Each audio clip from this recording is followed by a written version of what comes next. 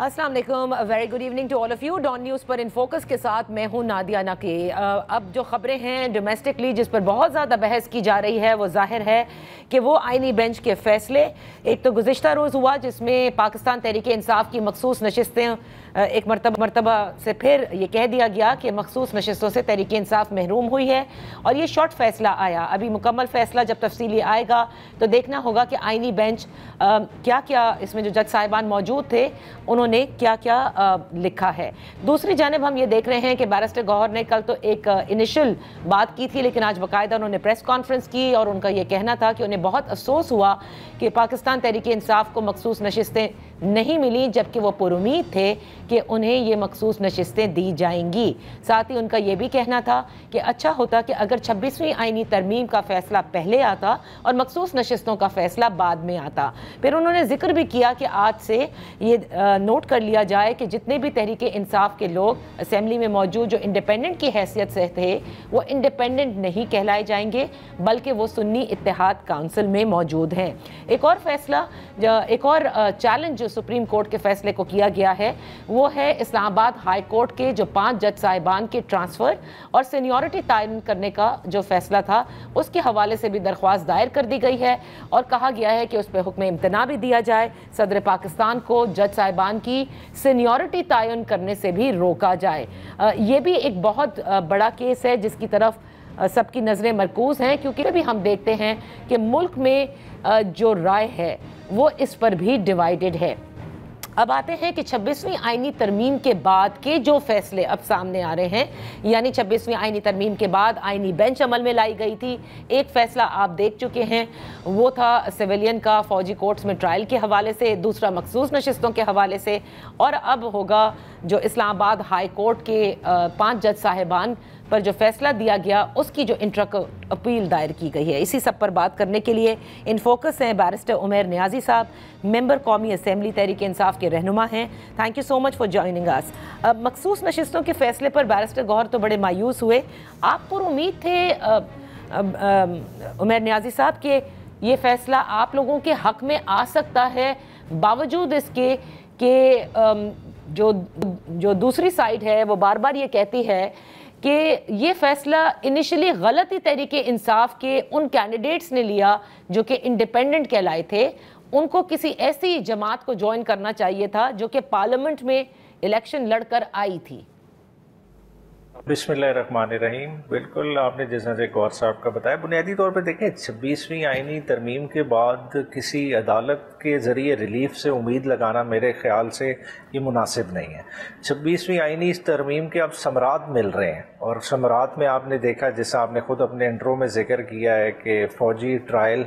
को इस मुल्क में जो है ना एक स्टैम्प किया गया कि जी हो सकते हैं, वो इसी आइनी बेंच ने किया। फिर आपने देखा कि जजेस का जो ट्रांसफ़र वाला केस था कि सिंध हाई कोर्ट से और पंजाब से लेके गए इस्लामाबाद हाई कोर्ट, तो वो 26वीं आइनी तरमीम के बाद सुप्रीम कोर्ट ने ही एंडोर्स किया कि जी हो सकता है। फिर अब ये रिज़र्व सीट का फ़ैसला है। देखिए असल जो मसला है ना वो है 8 फरवरी का इलेक्शन। ये तो जो है ना एक छोटा फ़ैसला है, उसके तनाजुर में अगर देखें असल वारदात तो तब हुई थी। अब तो बेसिकली ये वो स्टेज है कि आप कहें कि पहले चोरी हुई, अब सीना जोरी हो रही है और अब सीना जोरी के ज़रिए 2/3 अक्सरियत बनाने की कोशिश की जा रही है जो सेनेट में पहले नहीं थी। अब केपीके के आप रिजल्ट देखेंगे कि अभी तक जो इलेक्शन रुका रहा, अब 2/3 मेजॉरिटी जिस जमात की है उससे आप देखेंगे कि सेनेट में माइनॉरिटी में वहाँ जो इलेक्शन का रिजल्ट आएगा आपके सामने कन्वर्ट होगी। तो ये बुनियादी तौर पे तो जमहूरियत को कमज़ोर किया जा रहा है और स्ट्रेटिजिकली किया जा रहा है। इसमें खाली जमहूरियत का नहीं नुकसान हो रहा, जमहूरियत के साथ जुड़े हुए तमाम तर जो इंस्टीट्यूशंस हैं, चाहे सियासी जमातें हों, प्रेस हो, सब कमज़ोर होते को जा रहे हैं। तो उमर नियाज़ी साहब, क्योंकि देखिए अब एक फ़ैसला आ गया, रिव्यू भी हो गया, अब मैं यहाँ से जानना चाहूँगी कि फ्यूचर में डेमोक्रेसी में इलेक्शंस जब होते हैं और इलेक्शंस के बाद जब पार्टियाँ पहुँचती हैं, इंडिपेंडेंट कैंडिडेट्स पहुँचते हैं पार्लियामान में, तो स्कीम क्या है? क्या इंडिपेंडेंट्स को अब ये तय है कि उनके साथ इल्हाक करेंगे वो 3 दिन के अंदर, या करेंगे या नहीं करेंगे जो इलेक्शन पार्टी लड़ती है और लड़के जीत कर पहुंचती है? ये ज़रा प्लीज़ बताइएगा, बिकॉज बड़ा कंफ्यूजन है इसमें। اچھا دیکھیں اس فیصلے میں سب سے بڑی کنفیوژن کیا ہے، دیکھیں آئین کا پرنسپل ہے، یہ آپ کا میرا بنایا پرنسپل نہیں ہے۔ آرٹیکل 51 کا 6 بڑا کیٹیگوریکلی کہتا ہے کہ تمام جماعتوں کو سیٹیں ملیں گی، کس بیسس پہ؟ On the basis of proportional representation. تو پروپورشنل ریپرزنٹیشن کے حساب سے نون لیگ اور پیپلز پارٹی کو تو آلریڈی ٹکٹیں مل گئی تھیں۔ ایک ڈبیٹ کے سیک کے لیے بات کرتے ہیں، اگر عدالتی فیصلہ یہ ہوتا کہ انہیں جی سیٹیں مل گئی ہیں، یہ سیٹیں اب کسی اور کو نہیں جا سکتی کیونکہ تحریک انصاف نے یہ غلطی کی، تو پھر تو یہ آرگومنٹ بنتا تھا، ہم اس چیز پہ ڈیبیٹ کر لیتے۔ انہوں نے یہ نہیں کیا، انہوں نے کہا نہیں، یہ جو ہے نا ریوڑیاں ہیں، یہ ہم نے آپ میں ہی دوبارہ سے بانٹنی ہے، آپ کو آپ کے حصے کے مطابق مل گیا ہے، مگر کیونکہ تحریک انصاف ایلیجیبل نہیں تھی، تحریک انصاف نے ان وجوہات کی وجہ سے جو ہے نا اپنے ٹکٹ نہیں جمع کرائے یا ٹکٹ جمع کرائے گئے وہ ایکسیپٹ نہیں ہوئے، تو ہم وہ نہیں کنسیڈر کریں، ہم یہ بھی سیٹیں آپ کو نوازیں گے، اور وہ نواز کس لیے جا رہے ہیں وہ سب کو نظر آ رہا ہے۔ تو رانا ثناء اللہ صاحب سے ہماری کل گفتگو ہو رہی تھی اسی فیصلے کے بعد، وہ کہتے ہیں کہ دیکھیں پریزنٹ سکیم جو ہے وہ بڑی واضح ہے، اور انہوں نے اس کو ایک ایگزامپل دیا کہ اگر 100 لوگ پارلیمنٹ میں موجود ہیں جس میں سے 60 انڈیپینڈنٹ ہیں اور 40 کسی پارٹی سے بلونگ کرتے ہیں، تو ان 60 نے اگر 3 دن کے اندر کسی جماعت کو نہیں جوائن کیا اور وہ انڈیپینڈنٹ رہے تو ان کی ریزرو سیٹس چلی جاتی ہیں، اور اب جو 40 ممبرز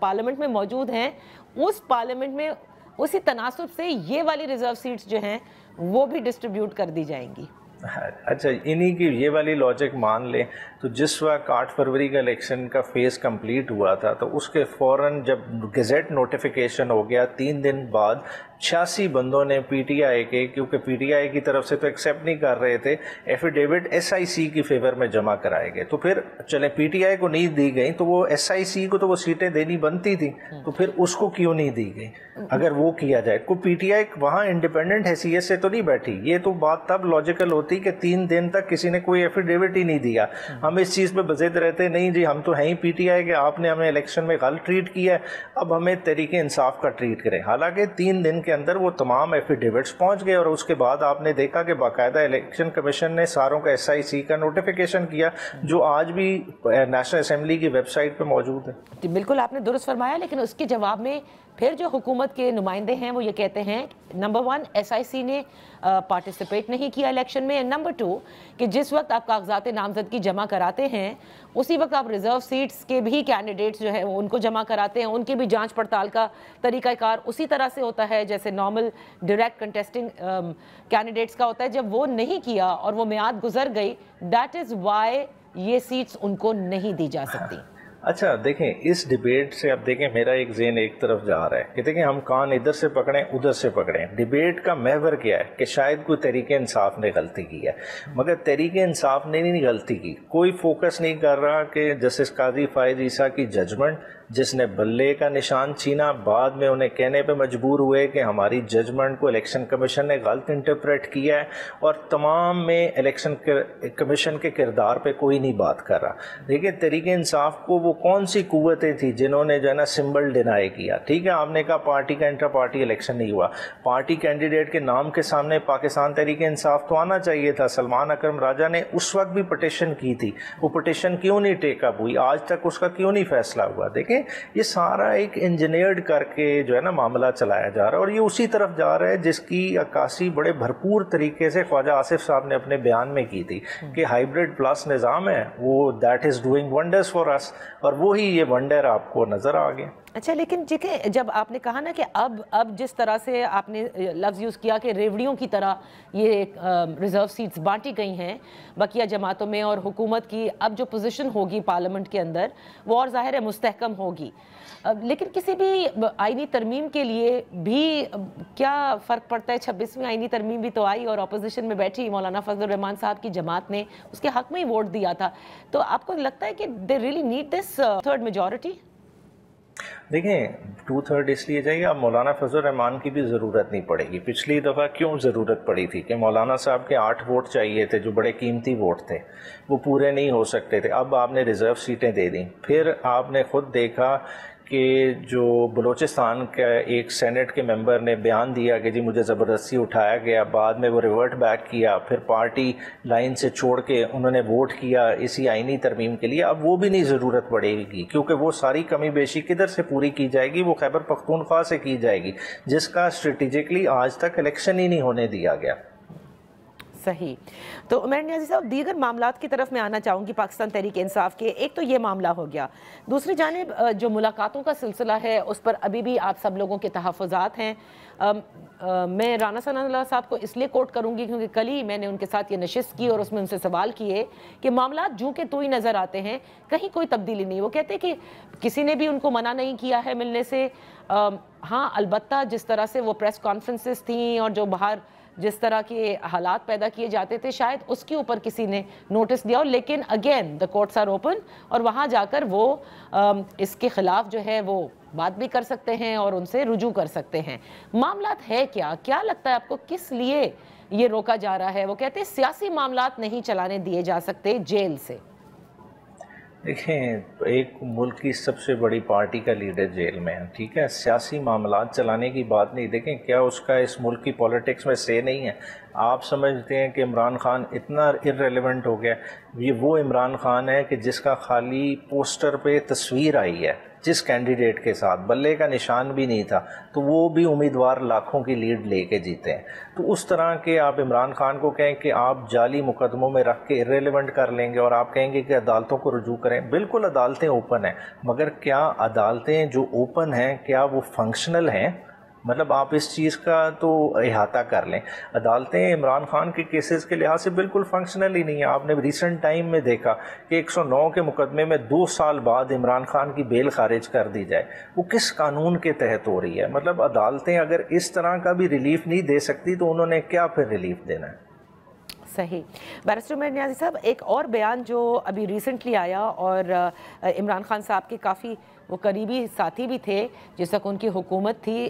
زلفی بخاری صاحب، ان کی جانب سے یہ کہا گیا ہے کہ جیل میں انہوں نے وہ ذکر تو کرتے ہیں، وہ کہتے ہیں کہ عمران خان صاحب اور بشرا بی بی کو جس حالات میں رکھا گیا ہے اس کا انہوں نے وہاں باہر ذکر بھی کیا، آج وہ انڈیپینڈنٹ میں چھپا بھی ہے، اور اس کے مطابق وہ یہ کہہ رہے ہیں کہ بشرا بی بی جو ہیں وہ انتہائی علیل ہیں، 2 ہفتوں پہلے وہ باقاعدہ بے ہوش بھی ہو گئی تھیں۔ کچھ بتانا پسند کریں گے ان کی طبیعت کے حوالے سے؟